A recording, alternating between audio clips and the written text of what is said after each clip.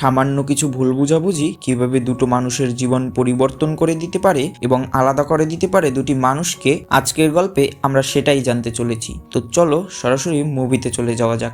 মুভির শুরুতে আমরা মুভির নায়িকা সুইয়ংকে দেখি, যে তার পুরনো বাড়ি সংস্কার করতে একটি আর্কিটেক্ট কোম্পানিতে আসে। এই কোম্পানিতে কিম নামের একটি ছেলেও কাজ করছিল। কিমের অ্যাসিস্ট্যান্ট জুন এসে তাকে বলে যে তার সাথে দেখা করতে তার এক পুরনো বন্ধু এসেছে। যখন কিম তার সাথে দেখা করে তখন সে তাকে চিনতে পারে না। কিছুক্ষণ পরে সুইয়ং নিজের পরিচয় দিয়ে বলে যে সে কিমের সাথে একই কলেজে পড়তো। সে মিউজিকে মাস্টার্স করছিল এবং কলেজের প্রথম বর্ষে তাদের দেখা হয়েছিল। এটা শুনে অবশেষে কিমের সবকিছু মনে পড়ে যায় এবং সে সুইয়ংকে দেখে খুব খুশি হয়। তারা কথা বলে এবং এখান থেকে আমরা জানতে পারি যে সুইয়ং এর বিয়ে হয়ে গেছে। সুইয়ং তার জেজু আইল্যান্ডের বাড়িটি আবার নতুন করে বানিয়ে দিতে বলে, কিন্তু কিম মানা করে দেয়, কারণ সে আর্কিটেক্ট ফার্মের একজন কর্মচারী ছিল এবং কর্মচারীরা সরাসরি বাড়ি ডিজাইন করতে পারতো না। কিন্তু সেখানে কিমের বসও বসেছিলেন এবং আসলে কিম খুব ভালো ডিজাইন করত, তাই তার বস তাকে ডিজাইন করার অনুমতি দিয়ে দেন। এরপর কিম সুইয়ংকে জেজু আইল্যান্ডের বাড়ির ব্যাপারে অনেক প্রশ্ন জিজ্ঞাসা করে,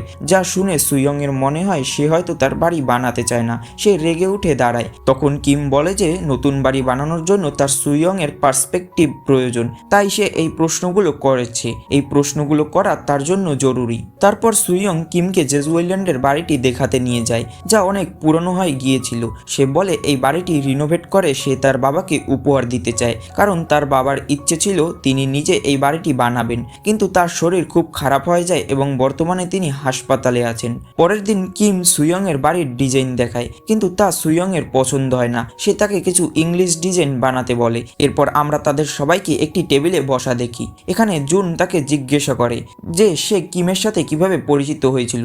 তখন সুইয়ং বলতে শুরু করে এবং আমাদের সিন চলে যায় অতীতে। এরপর আমরা আর্কিটেকচার ক্লাস দেখি, যেখানে সুইয়ং দেরিতে পৌঁছায় এবং এখানে প্রথমবার কিম তাকে দেখে। টিচার তাদের নিজেদের চারপাশের ছবি তোলার হোমওয়ার্ক দেন। ক্লাসের পর যখন কিম বন্ধুদের সাথে কথা বলছিল তখনই সুইয়ং এসে কিমের এক বন্ধু সুকের সাথে কথা বলে। সেখানে জানা যায় যে সুইয়ং আসলে মিউজিকে ডিগ্রি নিচ্ছে এবং আজ আর্কিটেকচারের প্রথম ক্লাস ছিল।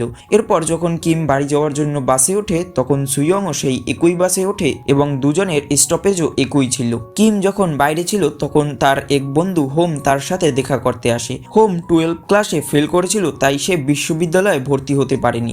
এরপর কিম যখন তার চারপাশের ছবি তুলছিল তখনই সে সুইয়ংকে দেখে এবং একটু লুকানোর চেষ্টা করে, কিন্তু সুইয়ং তাকে দেখে ফেলে এবং যেহেতু দুজনে একই ক্লাসে ছিল তাই সুইয়ং নিজে থেকেই তার সাথে পরিচয় হয়। এখানে দুজনে মিলে ছবি তোলে। হাঁটতে হাঁটতে তারা একটি খালি বাড়িতে চলে আসে এবং সেখানে কেউই ছিল না, তাই তারা কিছুক্ষণ সেখানে বসে। এখানে সুইয়ং কিমের কাছে তার আর্কিটেক্ট হোমওয়ার্ক করার জন্য সাহায্য চায়। কিম কিছুটা আনকমফোর্টেবল হলেও সে এতে রাজি হয়ে যায়। এখানে কিম সুইয়ংকে মিস মিস বলে ডাকছিল, তাই সুইয়ং বলে যে আমার নাম ধরে ডাকো, কারণ আমাদের দুজনের বয়স একই এবং আমরা একই ক্লাসে পড়ি। পরের দিন ক্লাসে টিচার বলেন যে এবার স্টুডেন্টদের অন্য কোনো জায়গায় গিয়ে ছবি তুলতে হবে, তাই সুইয়ং এবং কিম মিলে উইকেন্ডে ছবি তুলতে দূরে কোথাও যায়। যেখানে সুইয়ং জানায় যে সে জেজু আইল্যান্ডের মেয়ে এবং তার মায়ের মৃত্যুর পর সে তার বাবার সাথেই থাকে। সে সমুদ্রের ধারে থাকতে পছন্দ করে এবং এখানে সে তার বাবার এক বন্ধুর বাড়িতে থাকছে। এখানে কিম জানায় যে তার বাবার অনেক আগেই মৃত্যু হয়েছে এবং এখন সে তার মায়ের সাথে থাকে। এখানে দুজনে একটি গান শোনে এবং কিম সুইয়ং এর দিকে খুব মায়ের সাথে তাকায়। সিন আবার বর্তমানে আসে, যেখানে আমরা দেখি যে সুইয়ং এবং কিম সিদ্ধান্ত নেয় যে কিম জেজু আইল্যান্ডের বাড়িটি ভাঙবে না, বরং ইংলিশ স্টাইলে একটু বড় করে বানিয়ে দেবে।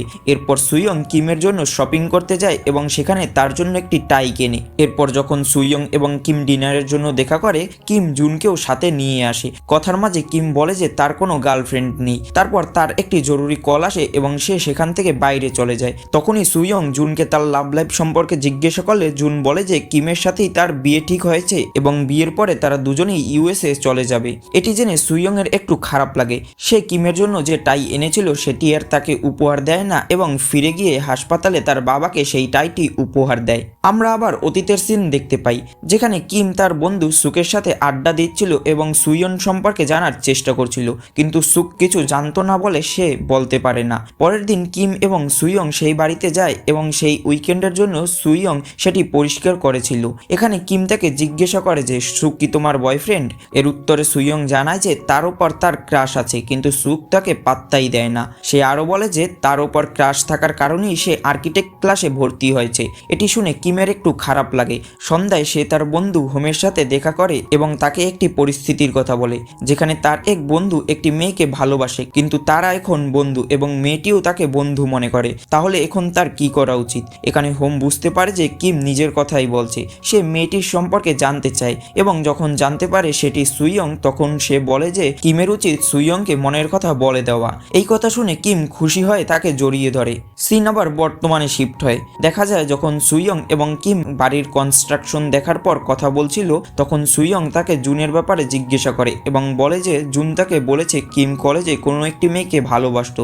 সে জিজ্ঞাসা করে সেই মেয়েটি কি আমি ছিলাম। কিম তা অস্বীকার করে এবং কথা এড়িয়ে যায়। দুজনে যখন একসাথে বাড়ি ফিরছিল তখন কিম তার মায়ের সাথে ফোনে কথা বলে। কথা শেষ হলে সুইয়ং জিজ্ঞাসা করে যে তুমি তো বলেছিলে তুমি তোমার মায়ের সাথে থাকো, কিন্তু এখন তো তুমি ইউএস চলে যাবে, তাহলে তার খেয়াল কে রাখবে? কিম বলে সে তার মাকে অনেক বুঝিয়েছে, কিন্তু তিনি যেতে রাজি হচ্ছেন না এবং তাই সে অন্য বাড়িতেই থাকবে। সুইয়ং এই কথা শুনে একটু বিরক্ত হয়েছিল এবং তাই দুজনের মধ্যে একটু তর্কাতর্কিও হয়। এরপর কিম তাকে বলে যে তুমি তো খুব বড় লোক, তাই তোমার জন্য এসব বোঝা অনেক আলাদা, তাই তুমি উপদেশ দিও না। এটি শুনে সুইয়ং এর খুব খারাপ লাগে। কিম আরো বলে যে তুমি তো একা থাকো, তাই এই সব সমস্যা সম্পর্কে তুমি কিছুই জানো না। এটি শুনে সুইয়ং সেখান থেকে রেগে চলে যেতে শুরু করে, কিন্তু কিম তাকে শান্ত করে এবং দুজনে ডিনারে যায়। সুইয়ং তাকে জিজ্ঞাসা করে সে কিভাবে জানলো যে সে একা থাকে। কিম বলে যে তুমি আজ পর্যন্ত তোমার হাজবেন্ড সম্পর্কে কিছু বলনি এবং যখন বাড়ি বানাচ্ছিলে তখনও তার ব্যাপারে কিছুই ছিল না, তাই আমি ভেবে নিয়েছি। সুইয়ং জানায় যে তার অনেক আগেই ডিভোর্স হয়ে গেছে এবং এই কথা সে কাউকে বলে না। এই কথা বলে সে কিমকে জড়িয়ে ধরে কান্না করতে শুরু করে। আমরা আবার অতীতের সিন দেখতে পাই, যেখানে টিচার সবাইকে কোনো সুন্দর আবহাওয়ার জায়গায় যেতে বলেন। কিম এবং সুইয়ং স্টেশনে যায়, যেখানে সুইয়ং জানায় যে আজ তার জন্মদিন। কিম বলে তোমার বন্ধুদের সাথে সেলিব্রেট করা উচিত ছিল না, তুমি এখানে কি করছো? সুইয়ং কিমকেই তো তার বন্ধু মনে করত, তাই বলে যে চলো আমরাই আমার জন্মদিন পালন করি। এরপর দুজনে পাশের একটি বেঞ্চে বসে অনেক কথা বলে, যেখানে জানা যায় যে সুইয়ং সিওলে থাকতে পছন্দ করে। সে তার প্রিয় গানের একটি সিডি দেয় এবং একটি ড্রয়িং করে। এরপর কিমকে দেখিয়ে বলে যখন তুমি আর্কিটেক্ট হবে তখন আমার জন্য এমন একটি বাড়ি বানিয়ে দিও। এরপর সুইয়ং কিমের কাঁধে মাথা রেখে ঘুমিয়ে পড়ে। কিম যখন এটি দেখতে পায় তখন সে তাকে কিস করে, আর তার একটু পরেই সুইয়ং ঘুম থেকে জেগে ওঠে। এতে কিম খুব ভয় পায়। সে মনে করে সুইয়ং তাকে কিছু বলবে, কিন্তু সুইয়ং আসলে তাকে কিছুই বলে না। পরের দিন তারা তার বন্ধু সুকের কারে করে কোথাও যাচ্ছিল, তখন কিম ঘুমানোর অভিনয় করে। এখানে সুইয়ং সুককে বলে যে তার এলাকায় সে বাড়ি নিতে চায়। সুক তাকে বলে যে সে যেখানে থাকে সেই এলাকা অনেক দামি, তাই সুইয়ং চাইলে তার বাড়িতে থাকতে পারে। এটি শুনে কিমের খুব খারাপ লাগে এবং সে মাঝপথে গাড়ি থেকে নেমে চলে যায়। এরপর দুঃখে সে বাড়িতে গিয়ে তার মাকে বাড়ি পরিবর্তন করে সুকের এলাকায় যাওয়ার জন্য জেদ করে, কিন্তু তাদের আর্থিক অবস্থা ভালো না থাকায় তার মা তার মুখের ওপর মানা করে দেয়। কিম রাগে বাইরে চলে যায় এবং যাওয়ার সময় বাড়ির মেইন দরজাও ভেঙে ফেলে। সে সোজা হোমের কাছে গিয়ে সব কথা বলে। দুজনে ভাবে হয়তো কিমের আগেই সুইয়ং এর কাছে ভালোবাসা প্রকাশ করা উচিত ছিল এবং হয়তো এখন দেরি হয়ে গেছে। এরপরের সিনে আমরা দেখতে পাই সুইয়ং একটি নতুন বাসায় শিফট হয়েছে এবং কিম তাকে শিফটিং এ সাহায্য করে। তারপর তারা যখন হেঁটে আসছিল তখন কিম তাকে তার প্রথম তুষারপাতের পরিকল্পনা জিজ্ঞাসা করে। দুজনে প্ল্যান করে যে প্রথম তুষারপাতের দিন তারা সেই খালি বাড়িতে দেখা করবে। বাড়ি এসে কিম খুশিতে নাচতেছিল সেই গানে যার সিডি সুইয়ং তাকে দিয়েছিল।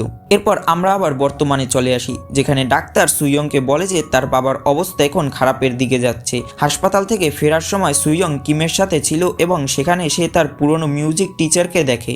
যখন দুজনে ডিনার করছিল সুইয়ং কিমের জন্য তার প্রিয় স্যুপ বানায় এবং কথার মাঝে একটি অনুরোধ করে যে তার বাবা এখন অনেক অসুস্থ এবং তার হাতে বেশি সময় নেই, তাই সে কি তার বাবার জন্য আলাদা একটি পিয়ানোর রুম করতে পারে যেন তিনি তার শেষ দিনগুলো সেখানে খুশির সাথে কাটাতে পারে। বাড়ির ডিজাইন এক সপ্তাহে শেষ হওয়ার কথা ছিল, কিন্তু নতুন ডিজাইনের জন্য তাদের 1 মাস এক্সট্রা সময় লাগবে। এই সব কথা যখন কিম তার বস এবং জুনের সাথে ডিসকাস করে, জুন সরাসরি মানা করে দেয় কারণ পরের মাসে তাদের বিয়ে ছিল।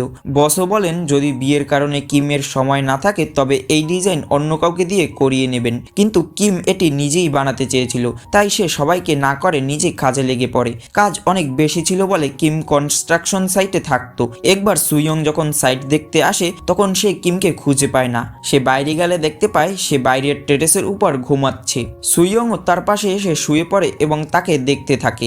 সিন আবারও অতীতে যায় এবং আমরা দেখি যে স্কুলে কিম আসেনি এবং সন্ধ্যায় পার্টি ছিল, তাই সুক সুইয়ংকে তার সাথে যাওয়ার কথা বলে। সুইয়ং কিমের ব্যাপারে জিজ্ঞাসা করে, কিন্তু সুক জানতো না সে কোথায়। আসলে সকাল থেকে কিম সুইয়ং এর বাড়ির সামনে তার দেওয়া ড্রয়িং এর মতো একটি ছোট বাড়ি বানিয়ে তাকে প্রপোজ করতে যাচ্ছিল। ওইদিকে সুক সুইয়ংকে ড্রিঙ্কস করায় এবং যখন গভীর রাতে দুজন ফেরে তখন কিম সেখানেই ছিল এবং এইসব দেখে ফেলে। বাড়ির ভেতরে কি হচ্ছে তা কিম জানার চেষ্টা করে, কিন্তু তার কিছু ভালো লাগে না, তাই সে ফিরে আসে। পথে ট্যাক্সি ড্রাইভারের সাথেও তার ঝগড়া হয়, কারণ অনেক রাত হয়ে গিয়েছিল এবং ড্রাইভার তাকে বাড়ি পৌঁছে দিতে চাচ্ছিল না। এরপর দুঃখী কিম হোমের কাছে এসে সব বলে এবং কান্না করে।